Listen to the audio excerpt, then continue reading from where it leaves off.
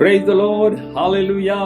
இயேசுவின் நாமத்தில் உங்களை வாழ்த்தி உங்களை அன்போடு இந்த காலை உடன்படிக்கை தியானத்திற்கு வரவேற்கிறேன். And you most welcome to Covenant of the Day. God is good. கர்த்தர் நல்லவர். தொடர்ந்து தபசு காலத்திலே உங்களுக்கும் ஆண்டவருக்கும் உறவு பலப்படும்படியாய் வளரும்படியாய் நான் ஜெபிக்கிறேன்.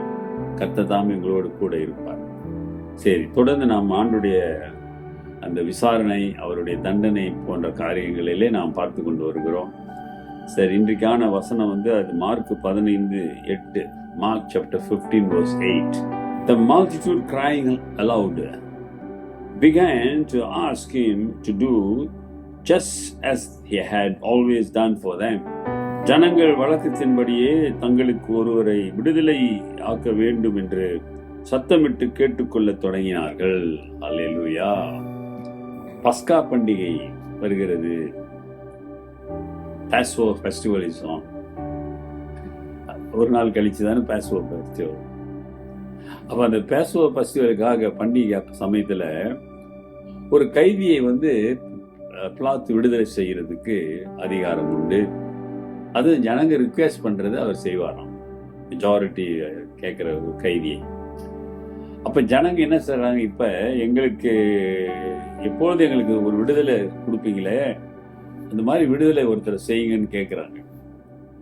அதுக்கு காரணம் என்னன்னா, பிளாத்து கேட்குறாரு, நான் இப்பொழுதும் விடுதலை செய்வேனே, ஆகவே இந்த இயேசுவை நான் விடுதலை செய்யட்டுமான்னு அவர் கேட்கறதுனால அவர் கேட்குறாரு, பண்டிகை நாட்களிலே நான் விடுதலை செய்வேனே, இந்த இயேசுவை நான் விடுதலை செய்யட்டுமான்னு கேட்குறப்ப தான் இவங்க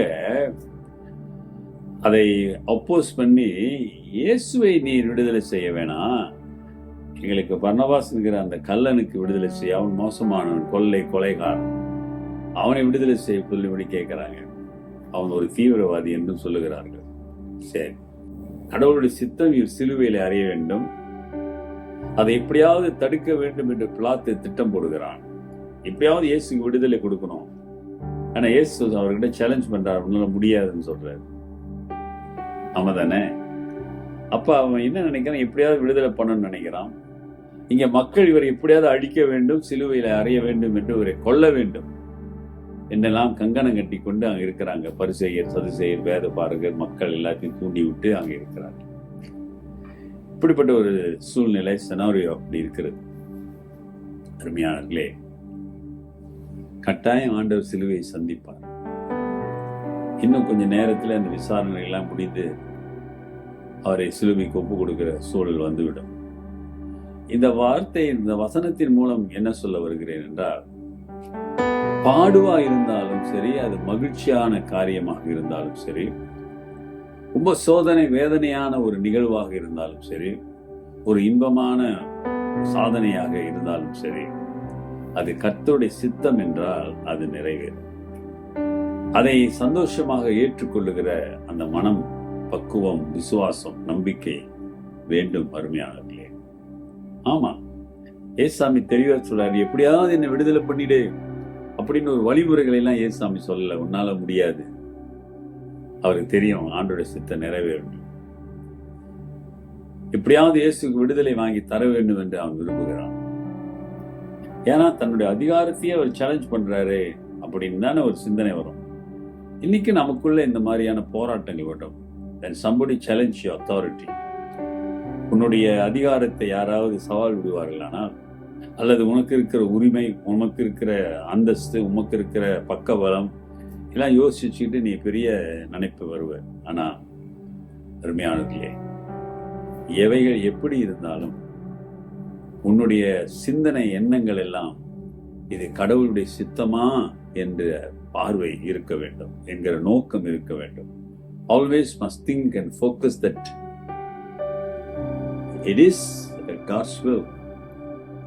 It is God's plan in my life, in my family, for my children, for my church. Have to think in such a way. அப்படியாக நீங்கள் யோசிக்கும் பொழுது அருமையானவர்களே, நிச்சயமாக ஆண்டவர் அந்த திட்டத்தை, சித்தத்தை நிறைவேற்றுவார். ஆகவே நீங்கள் சோர்ந்து போகாதீங்க, கலங்காதீங்க. வெற்றி நித்தியம் உண்டு. ஒரு வேளையா அந்த வெற்றி பாடுகள் வழியாக வரலாம். நம்ம தானே, இயேசு வெற்றி எப்படி கிடைச்சது, இந்த உலகத்துக்கு எப்படி வெற்றி கிடைச்சது, பாடுகள் வழியாகத்தான்.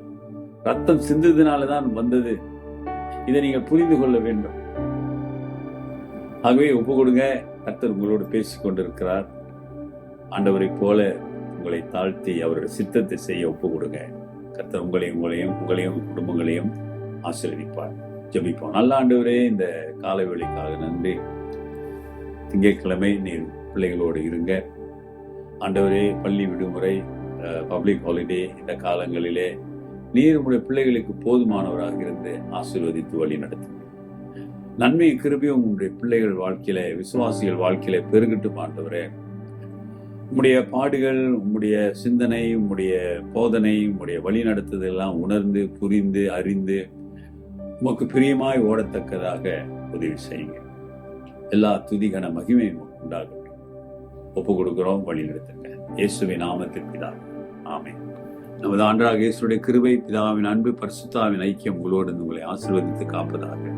என் ஆத்மாவே கர்த்தரை ஸ்தோத்திரி, என் முழு உள்ளமே அவர் பரிசுத்த நாமத்தை ஸ்தோத்திரி. என் ஆத்மாவே கர்த்தரை ஸ்தோத்திரி, அவர் செய்த சகல உபகாரங்களை மறவாதே. ஆமென், ஆமென். Dear brothers and sisters, சகோதரனே சகோதரியே, எப்பொழுதும் உள்ளத்தின் துடிப்பாக இருக்க வேண்டும். I have to fulfill the will of God. கர்த்தருடைய சித்தத்தை நான் செய்ய வேண்டும். God bless.